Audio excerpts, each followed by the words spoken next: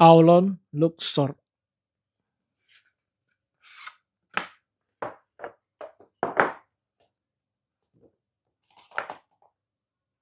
Wah,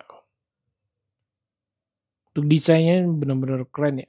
Berasa premium, stylish, elegan. Tampilannya lebih ke klasik desain, cocok untuk tampilan formal maupun kasual. Harganya sendiri, kalau saya lihat pas video ini tayang ada di 500 ribuan, nggak nyampe 600 ribu. Ada dua pilihan warna, warna biru dan hitam. Durabilitas terlihat kokoh, case-nya ini menggunakan zinc alloy dengan tampilan warna glossy serta di ring bezelnya warna biru. Bobotnya sendiri terbilang lumayan berasa nih. Saya coba timbang keseluruhan dengan smartwatch-nya ada di 79,2 gram. Lumayan berasa di atas 50 gram ya beratnya. Dan ukuran diameternya juga terbilang besar dan tebal. Bagian sisi sebelah kanannya terlihat ada 3 tombol fisik. Untuk fungsi-fungsinya ini berbeda-beda ya. Kalau yang tombol tengah untuk masuk ke menu utama, di scroll bisa menaikkan atau menurunkan dia punya tampilan menu, view. Kemudian bisa untuk back, tombol yang bawah untuk ke mode pintas olahraga, maupun kita tekan dan tahan ini untuk mengubah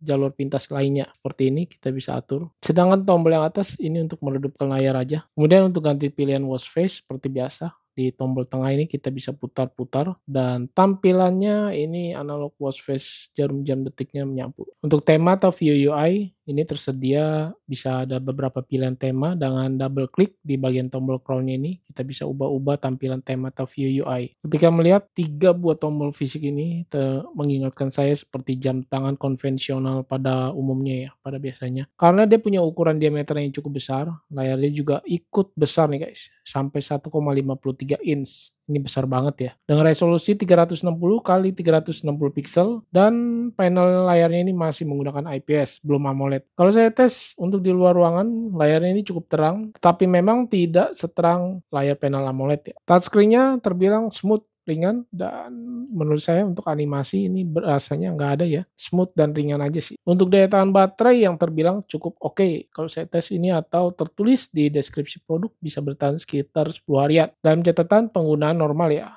atau tidak yang heavy use. Seperti misalnya kecerahan layar, saya bikin di level yang paling rendah, di tingkatannya 1, kecuali di outdoor saya baru naikkan. Walaupun smartwatch ini terlihatnya tebal ya, kapasitas baterainya ini cuma 380 mAh. Tidak sampai 400 mAh ya, tidak terlalu besar banget. Untuk fitur-fitur yang dibawakan seperti Bluetooth call, pastinya bisa. Saya tes bisa mengangkat telepon langsung dari smartwatch-nya menggunakan aplikasi WhatsApp, itu WhatsApp call. Fitur seperti heart rate dia bisa berjalan dinamis atau berkelanjutan. Ada SPO2 juga sama bisa berjalan dinamis. Untuk fitur kewanitaan dia ada. Lalu fitur pelatihan pernafasan juga ada. Untuk fitur outdoor kalau saya perhatikan dia tidak ada ya, tidak built karena belum built-in GPS, barometer, altimeter juga tidak ada, kompas apalagi. Lalu fitur pendukung lainnya seperti Bluetooth Music dia ada, stopwatch pengatur waktu atau timer waktu penghitung mundur ya ini ya. Alarm tersedia.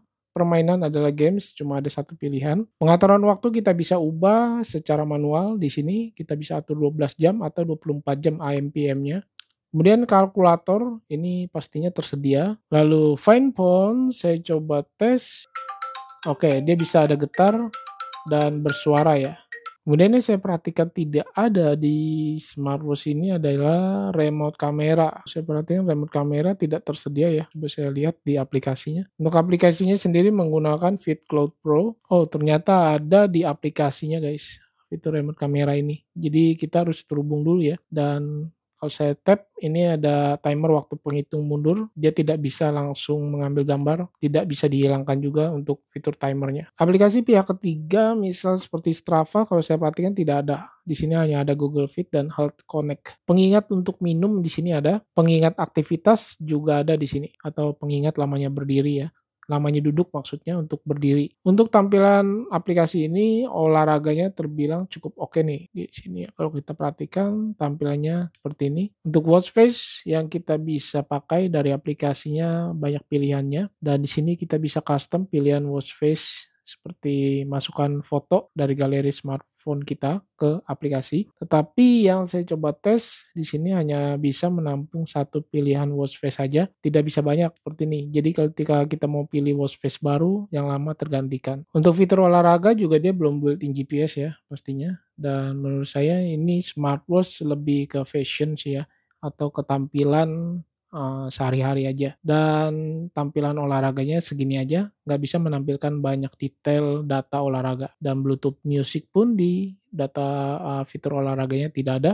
Kalau saya pakai di lengan saya yang kecil, lingkar 16 sentimeter, terlihat strapnya ini lumayan panjang, walaupun disediakan 2 penyangga strap. Dan menurut saya ini, smartwatch ini lebih cocok buat kamu yang berlengan besar ya. Kalau lengan kamu kecil seperti saya, tampilannya seperti ini. Bisa dilihat cukup besar dan juga tebal. Saya coba raise to wake. Ini terbilang sangat responsif, dia punya gerakan raise to wake-nya, layarnya langsung menyala ya. Tuh, mantap. Untuk kesimpulan yang bisa saya berikan dari smartwatch Aulon Luxor ini, smartwatch ini lebih cocok sih buat kamu yang suka gaya dengan tampilan desain yang premium, elegan, tetapi harganya masih low budget. Seperti yang tadi saya bilang, smartwatch ini lebih ke fashion aja sih, bukan yang buat olahraga serius ya. Oke, mungkin segini dulu yang bisa saya sampaikan.